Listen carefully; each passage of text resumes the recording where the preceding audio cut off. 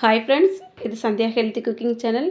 இது பார்த்திங்கன்னா செவ்வாய்க்கிழமை காலையிலே எந்திரிச்சதுமே இன்றைக்கி சமையல்லாம் பண்ணியாச்சு. சோறு வடிச்சிட்டு சிறு பருப்பு போட்டு அது கூட வெள்ளரிக்காய் போட்டு பருப்பு குழம்பு வச்சுருக்கேன். இது முட்டைகோஸ் பொரியல். இதெல்லாம் பிள்ளைங்க எல்லாம் சாப்பிட்டுட்டு ஸ்கூலுக்கெல்லாம் கிளம்பி போயாச்சு. நானும் சாப்பிட்டுட்டு இன்னும் கொஞ்சம் பாத்திரம் இருந்தது. அதை அவசரமாக ஒரு ப்ளவுஸ் கொடுக்கணும். நான் நேற்று நைட்டே தைச்சிருக்கணும், முடியாமல் இருந்துட்டேன். அதனால் இதை முடிச்சுட்டு அதுக்கப்புறமா கிச்சனில் போய் பாத்திரம்லாம் கழுவிடலாம் அப்படின்ட்டு சரியாக ஒரு 9:15க்கு நான் அந்த ப்ளவுஸை கட் பண்ணி எடுத்துகிட்டு உட்காந்துட்டேன். இந்த ப்ளவுஸ் 10 மணிக்கு தர்றேன் அப்படின்னு சொல்லியிருந்தேன். எவ்வளோ நேரத்தில் தைக்க போகிறேன் அப்படிங்கிறது தெரியலை. நான் கொஞ்சம் ஸ்பீடாக தான் தைச்சிட்டு இருக்கேன். ஒரு சில நாட்களில் நம்ம எதிர்பார்த்த மாதிரி எதுவுமே நடக்காது. நிறைய பிளான் பண்ணியிருப்போம், ஆனால் அந்தளவுக்கு எதுவும் நல்லா நடக்காது. ஒரு சில நாட்களில் நம்ம எதுவுமே பிளான் பண்ணியிருக்க மாட்டோம். அந்தந்த வேலைகளை நம்ம நினச்ச வேலைகளை விட அதிகமான வேலைகள் செஞ்சுருப்போம். இப்படி தான் போயிட்டுருக்கோம். இப்போ பார்த்தீங்கன்னா அந்த ப்ளவுஸை அவசரமாக கொடுக்கணும் அப்படிங்கிறதுனால நான் சரி கொஞ்சம் வேலைகளை ஒதுக்கி வச்சுட்டு இங்கே வந்துட்டேன் இல்லையா. இல்லை இப்போ இந்த ப்ளவுஸ் இப்போ அவசரமாக கொடுக்க வேண்டாம், மெதுவாக கொடுத்தா போதும் அப்படின்னா நம்ம என்ன பண்ணுவோம், அந்த பாத்திரம் தேய்க்கிறதுக்கே அதிலே ஒரு மணி நேரத்தை கிச்சனில் நவுட்டிட்டு அங்கனே உட்காந்துட்டு ஃபோன் எடுத்து தேவையில்லாமல் அப்படியே உட்காந்து பார்த்துட்ருப்போம். கொஞ்சம் நேரம் ஃபோன் எடுத்து பார்த்துடலாம் அப்படின்னு சொல்லிட்டு உட்காந்துருக்குது, இல்லைன்னா டிவி போட்டுட்டு உட்காந்துருக்கிறது. இந்த மாதிரி உட்காந்து அந்த டைம் அப்படியே நம்ம தள்ளி கொண்டுட்டு போயிடுவோம். ஆனால் இந்த மாதிரி ஏதாவது ஒரு வேலை நமக்கு இருந்ததுன்னு வைங்களேன், ஓடிக்கிட்டே இருப்போம் ரெஸ்ட் எடுக்காமல்.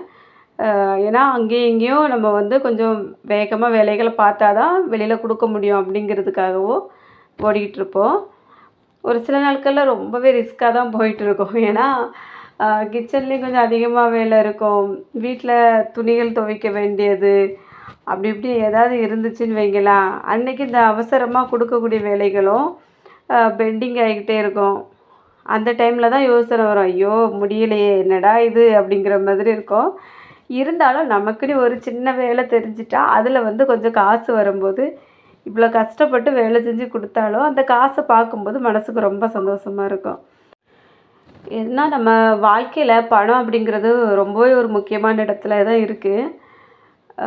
ஒரு 10 காசு இல்லைனாலும் யாருமே மதிக்க மாட்டாங்கங்க. அது வாயால் சொல்கிறத விட அனுபவித்து பார்க்கும்போது தான் நிறைய வழிகள் அதில் இருக்கும். அதனால் நம்ம சரி நமக்கு ஏதாவது ஒரு வேலை தெரியுது, அதில் கொஞ்சம் காசு வந்தது அப்படின்னா நம்ம குடும்ப செலவுக்கு சமாளிச்சுக்கலாம் அப்படின்னா கண்டிப்பாக செய்கிறதுல எந்த தவறுமே இல்லை. அப்படி தான் எனக்கு போயிட்டுருக்கு. ஒரு சில இடங்களில் நம்ம காசு இல்லாமல் ரொம்ப அவமானப்பட்டிருப்போம்.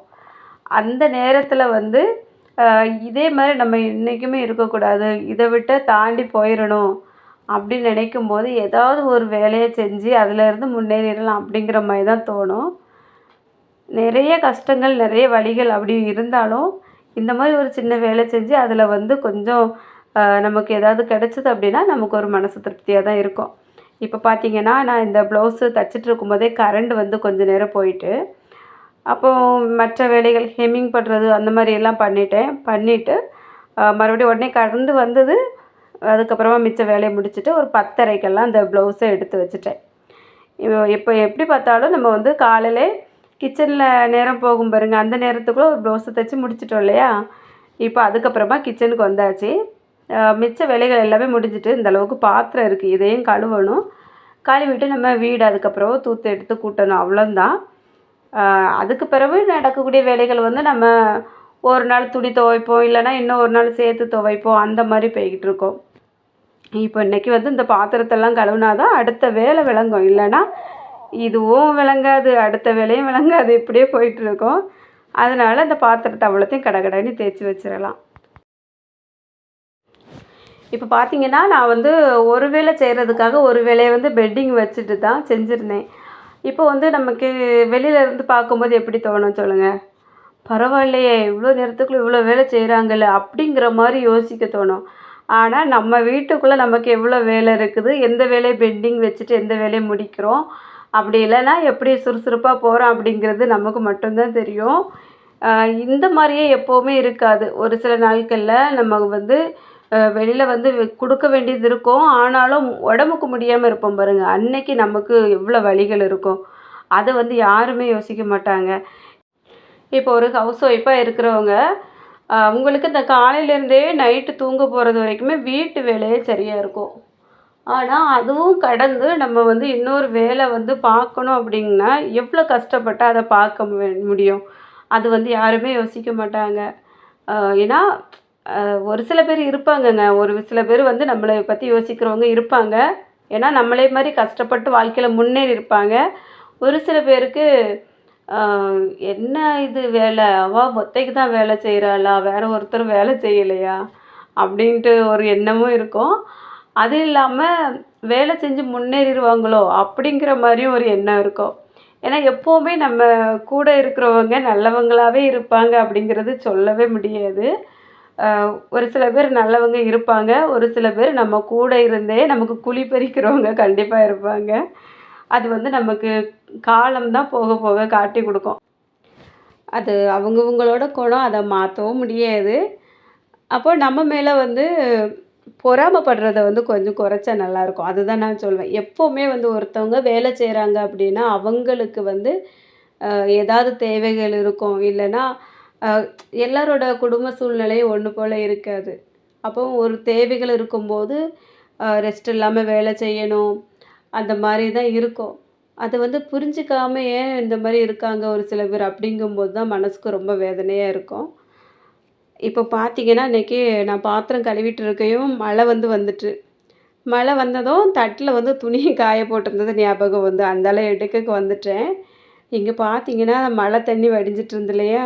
அதனால 2, 3 பக்கெட் எல்லாம் எடுத்து அந்த சைடுல வச்சுட்டேன். ஏன்னா, கொஞ்சம் தண்ணி சேர்ந்தாலும் நமக்கு ஒரு துணி துவைக்கிறதுக்கு ஆகும் அப்படிங்கிறதுனால, இந்த பூஞ்செடிகள் எல்லாம் கொஞ்சம் கொஞ்சம் வாடி இருந்தது. அதுவும் மழை தண்ணி பட்ட உடனே அழகா இருக்குது. இப்போ வந்து இந்த மேட்லாம் அழுக்கா இருந்தது. அதையெல்லாம் அந்த தண்ணி வடியுது பாருங்க, அந்த இடத்துல போட்டு விட்டுட்டேன். இது நனைஞ்சிட்டு இருந்துச்சுன்னா, நம்ம வந்து அதுக்கப்புறமா இத சோப்பு போட்டு அலசி காய போட்டுறலாம். அப்போ நமக்கு இதில இந்த மழை தண்ணி வந்து வேஸ்ட் ஆகாம 2 விதமா யூஸ் பண்ணிடலாம். அப்படின்ட்டு நான் எடுத்து போட்டாச்சு. முன்னாடியெல்லாம் நல்லா மழை பெய்யும்போது இதிலேயே துணிகள் எல்லாம் துவைச்சு அலசுற மாதிரி, அப்படி நனைஞ்சிட்டே வேலைலாம் செய்வோம். ஆனா, இப்போ வந்து அந்த மாரி முடியறதில்ல. ஆனாலும் ஒரு ஞாபகம் வரும். எந்த மாரியெல்லாம் நம்ம வந்து சின்ன குழந்தைகளா இருந்தோம். எவ்வளோ மழை பெஞ்சாலும் முதல்ல மழையில வந்து குளிக்கிறது, துணி துவைக்கிறது எல்லாம் செஞ்சுட்ருப்போம். ஆனா, இப்போ அந்த மாரி பண்ண முடியறது இல்லையே! அப்படிங்கிற மாரி யோசனை வரும். இன்னி பார்த்தீங்கன்னா, நல்லா வானத்த பாருங்க எப்படி இருட்டா இருக்குதுன்னு. நல்லா இருட்டா இருக்கு. நல்லா கருத்திருக்கு. ஆனா, அந்த அளவுக்கு மழை இல்ல. கொஞ்ச நேரம் இந்த பெஞ்ச மழையோட போயிட்டு, பக்கத்திலேயே பார்த்தீங்கன்னா, குளம் இருக்குது. இது அந்த பக்கம் தெரியிறது குளம் தான். இந்த குளத்துல போன வருஷமும் தண்ணி வந்து பெருவையில. எங்க ஊர்ல மழையிலேயே தண்ணி பெருகாது. வெளியில இருந்து தண்ணி வரணும். கால் தண்ணி வந்தா தான் அந்த குளம் வந்து பெருகும். கொஞ்சமா தண்ணி கிடக்குது பாருங்க. அந்த பக்கம் தெரியுது இல்லையா? இது வந்து இப்போ ஒரு 5, 6 நாளைக்கு முன்ன கொஞ்ச நேரம் மழை பெஞ்சிருந்தா, அதில வந்து கொஞ்சம் தண்ணி கிடந்திருக்கு. அதுக்கப்புறமா மழையும் அந்த அளவுக்கு இல்ல. அந்த தண்ணியும் பெருவேல.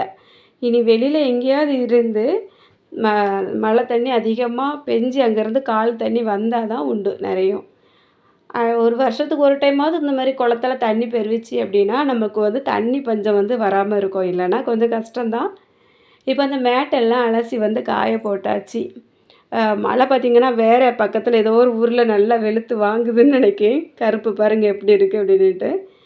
எப்படியும் நம்ம வெயில் அடிக்கிறதுக்கு இந்த மாரி கொஞ்சம் மழை பெஞ்சா பார்க்கக்கு நல்லா தான் இருக்கு. கண்ணுக்குமே கொஞ்சம் குளிர்ச்சியா தான் இருக்குது.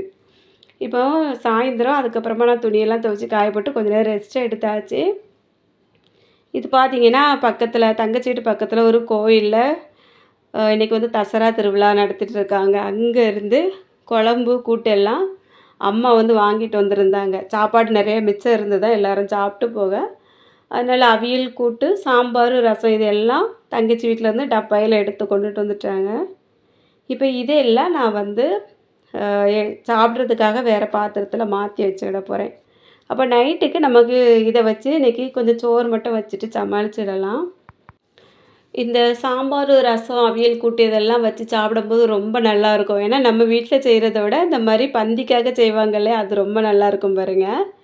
ஆனா இப்போ கொஞ்ச நாளாவே நான் வந்து இந்த சாப்பாடுகள் எல்லாம் அப்படியே ஒதுக்கிக்கிட்டே இருக்கேன். என்னன்னே தெரியல. எங்கேயுமே போய் பந்திலலாம் உட்காந்து சாப்பிட முடியல. வயித்துக்கு கொஞ்சம் ஒத்துக்கவே மாட்டேங்குது. அதனால நான் வந்து இப்போ வெளியில சாப்பிட்றதே விட்டாச்சு. வீட்ல தான் எதுவா இருந்தாலும் நம்ம கைப்படையே செஞ்சு சாப்பிட்டுடலாம் அப்படின்ட்டு போயிட்டுருக்கு. இத பார்த்ததுமே எனக்கு ரொம்ப ஆசை. எப்படியாவது இன்னைக்கு இத வச்சு தான் சாப்பிடணும். வீட்ல உள்ள குழம்பு இருந்தாலும், இத வச்சு சாப்பிடணும் அப்படின்னுட்டு நான் பிளான் பண்ணிட்டேன். ஏன்னா ரசம் வந்து சூப்பரா இருக்கு. அதுவும் கொஞ்சம் குடிச்சு பார்த்தேன். இதுக்கப்புறமா இந்த டப்பாயெல்லாம் அப்படியே மூடி போட்டு வச்சுட்டு, இன்னும் ஒரு ப்ளவுஸ் வந்து எனக்கு தைக்க வேண்டியது இருந்து. நம்ம டெய்லரிங் சேனல்ல வீடியோஸும் ரொம்ப நாள் அப்லோட் பண்ணாம, நேத்து வந்து கொஞ்சம் அப்லோட் பண்ணியிருந்தேன். பரவால்ல நல்லாவே வியூஸ் போயிருக்கு. அப்போ நம்ம எவ்வளோ நாள் வெயிட் பண்ணி வீடியோஸ் போட்டாலும், நம்ம மக்கள் வந்து நம்மளுக்காக வெயிட்டிங்கில இருக்காங்க அப்படிங்கிறதுல ஒரு சின்ன சந்தோஷம்.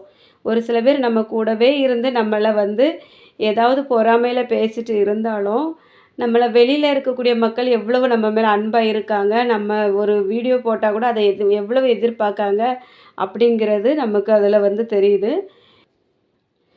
இப்ப நம்ம வீடியோஸ்ல ஏதாவது ஒரு நல்ல கருத்து இருந்தா தான் நமக்காக வெயிட் பண்ணி அவங்க பார்க்குற மாதிரி இருக்கும். அதனால எனக்கு அதிலே ஒரு சின்ன சந்தோஷம் தான். இப்போ வந்து என்னோட டெய்லரிங் வீடியோஸ் எல்லாம் பார்த்து நெறைய ஃப்ரெண்ட்ஸ் வந்து நான் நல்லா தச்சு குடுக்குறேன். இப்போ நான் முன்னாடிய விட நல்லா தச்சு குடுக்குறேன். வெளியில வந்து எனக்கு காசு வருது அப்படின்னு சொல்லும்போது எனக்குமே ஒரு சின்ன சந்தோஷம் தான். அவ்வளோதாங்க. நெறைய பேச வேண்டியது இருக்கு. இருந்தாலும் போதும். இந்த வீடியோ வந்து கொஞ்சம் சிம்பிளா தான் இருக்கு. நான் முடிச்சுக்கிடுறேன். யார் எத சொன்னாலும் மனசுல போட்டு எடுத்துக்காம, நம்மளோட பாதை மட்டும் நம்ம பார்த்து போயிட்டே இருப்போம். வாழ்க்கையில எப்பவுமே நல்லதா தான் நடக்கும். இந்த வீடியோ உங்களுக்கு பிடிச்சிருக்கும்னு நினைக்கிறேன். பிடிச்சிருந்தா ஒரு லைக் குடுத்துருங்க. நீங்க இன்னும் நம்ம சேனல சப்ஸ்கிரைப் பண்ணலனா சப்ஸ்கிரைப் பண்ணிட்டு பக்கத்துல இருக்க பெல் பட்டனையும் ஆன் பண்ணிருங்க. இதுவரைக்கும் வீடியோ பொறுமையா பார்த்த எல்லாருக்கும் ரொம்ப ரொம்ப நன்றி. வணக்கம்.